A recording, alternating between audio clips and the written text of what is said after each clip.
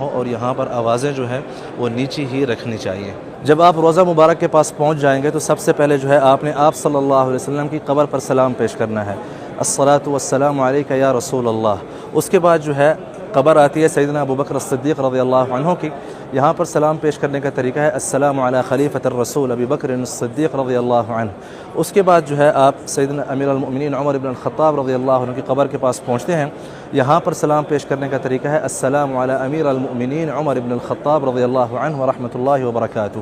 یہاں پر صرف آپ یہ سلام پیش کر کے دھیمی آواز میں جو ہے پھر آپ کو آگے روانہ ہوتا ہے، تاکہ آپ کے پیچھے جو اور زائرین ہیں، ساتھ ہی وضو کے لیے مخصوص جگہ بنائی گئی ہے، اگر آپ کو صرف وضو کرنا ہے تو آپ یہاں سے آسانی کے ساتھ کر سکتے ہیں۔ ریاض الجنہ میں نماز پڑھنا ہر مسلمان بہن اور بھائی کا جو ہے خواب ہوتا ہے، اس کے لیے مسجد نبوی کی انتظامیہ نے علیحدہ جو ہے مواقیت اور ایک میکانزم جو ہے وہ بنایا ہوا ہے۔ مردوں کے لیے ٹائم مخصص ہے ریاض الجنہ میں نماز پڑھنے کے لیے، دن 11 بجے سے لے کر رات عشاء کی نماز تک، اور پھر رات کے 2 بجے سے لے کر فجر کی نماز تک۔ اور اسی طرح جو خواتین بہنیں ہیں ہماری، ان کے لیے ٹائم مخصص ہے عشاء کی نماز سے لے کر رات کے 2 بجے تک، اور پھر فجر کی نماز سے لے کر دوپہر کے 11 بجے تک۔ یوں یہ جو ٹائمنگ ہے مسجد نبوی کی انتظامیہ نے مخصص کی ہے تاکہ سب کو موقع ملے اور وہ مسجد نبوی میں ریاض الجنہ میں آ کر نماز اور اپنے نوافل جو ہے ادا کر سکیں۔ اسی طرح ریاض الجنہ میں نماز پڑھنے کے لیے شرط یہ ہے کہ آپ کی بکنگ ہو۔ افراد کے لیے نسک ایپ کے تھرو وہ بکنگ کر سکتے ہیں، اور جو گروپ آتے ہیں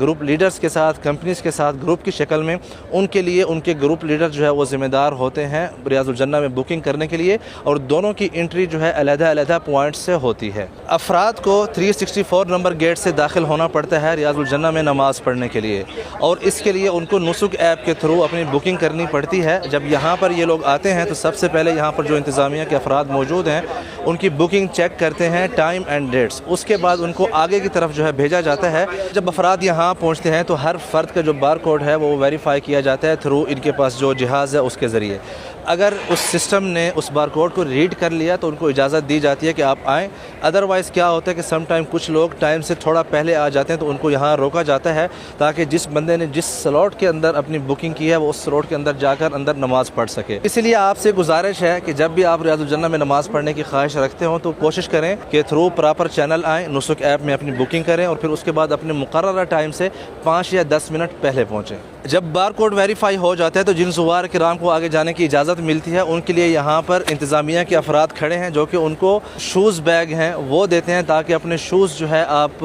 رکھیں ان بیگز کے اندر اور سکون سے ریاض الجنہ میں اپنی نماز پڑھیں، اور آپ کے شوز آپ کے ساتھ ہی ہوں تاکہ جب نماز پڑھنے کے بعد آپ ان کو آسانی سے جو ہے لے کر جا سکیں۔ اس کے بعد سب زوار کرام جو افراد ہوں یا جو گروپس ہوں ان کو یہاں پر بٹھایا جاتا ہے تاکہ کسی کا بھی ٹائم ضائع نہ ہو، جو اندر آلریڈی پہلے سے نماز پڑھ رہے ہیں، تاکہ جیسے ان کی نماز مکمل ہو اور وہ وہاں سے نکلیں، اس کے بعد جو دوسری فوج ہوتی ہے جو کہ ریڈی ہوتی ہے ان کے بعد ان کو اندر جو ہے داخلہ دیا جا سکے ریاض الجنہ کے لیے۔ علیحدہ سے ٹریک بنایا جاتا ہے تاکہ ان کو سہولت ہو ریاض الجنہ میں نماز پڑھنے کے لیے، اور بغیر کسی لائن میں لگے جو ہے اپنے ٹائم پر اندر جا کر نماز پڑھ سکیں۔ اور کوشش کریں جب آپ ریاض الجنہ کی طرف جا رہے ہوں تو ادب کا ملاحظہ رکھیں اور ایک دوسرے کو دھکے دیتے ہوئے جو ہے ریاض الجنہ میں داخل نہ ہوں، بلکہ آرام اور سکون سے جائیں۔ ہر فرد کو انشاءاللہ موقع ملے گا نماز پڑھنے کا۔ اور یوں ریاض الجنہ میں جب ایک گروپ انٹر ہوتا ہے تو سب سے پہلے جو اسپیشل افراد ہیں ان کو اندر آنے دیا جاتا ہے تاکہ وہ سکون کے ساتھ آگے پہنچ کر نماز اپنی ادا کر سکیں، اور اس کے بعد جو باقی افراد جن کی ٹائمنگ ہوتی ہے اپنی ٹائمنگ کے حساب سے یہاں پر آتے ہیں، اپنے نوافل ادا کرتے ہیں۔